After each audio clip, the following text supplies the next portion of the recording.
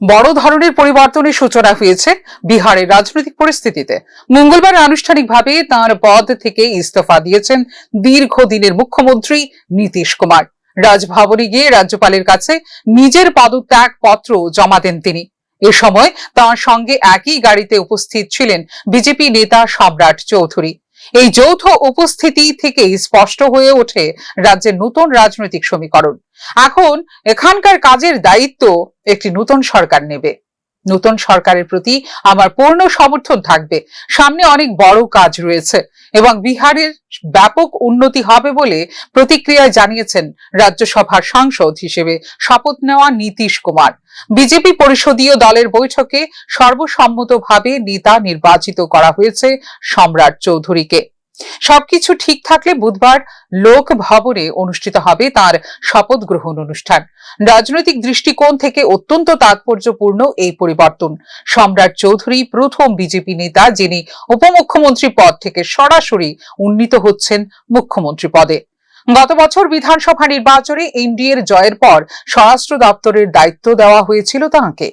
2 দশকের বেশি সময় ধরে বিহারের রাজনীতিতে প্রভাব বিস্তারকারী নীতিশ কুমারের সরে দাঁড়ানো রাজ্যের ক্ষমতার কাঠামোতে এক নতুন অধ্যায়ের সূচনা করতে পারে বলে মনে করছেন রাজনৈতিক বিশ্লেষকরা।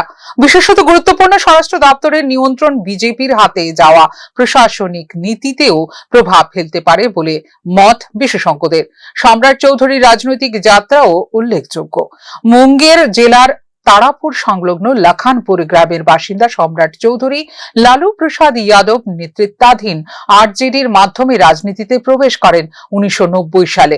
পরবর্তী সময়ে বিভিন্ন রাজনৈতিক পর্যায়ে অতিক্রম করে বিজেপিতে যোগ দেন এবং ধীরে ধীরে দলের গুরুত্বপূর্ণ মুখ হিসেবে আত্মপ্রকাশ করেন তিনি।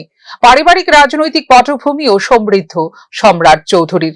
তাঁর বাবা ছিলেন একজন বিশিষ্ট আঞ্চলিক নেতা, যিনি স্বতন্ত্র প্রার্থী হিসেবে শুরু করে কংগ্রেস, সমতা পার্টি এবং আরজেডির হয়ে তারাপুর বিধানসভা কেন্দ্রের প্রতিনিধিত্ব করেছেন একাধিকবার।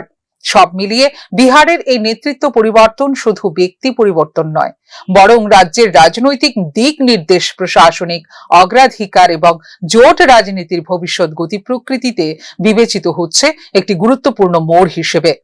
রাজ্যের উন্নয়ন, প্রশাসনিক স্থিতিশীলতা এবং জোটের ঐক্য বজায় রাখাই হলো নতুন নেতৃত্বের সামনে এখন বড় চ্যালেঞ্জ।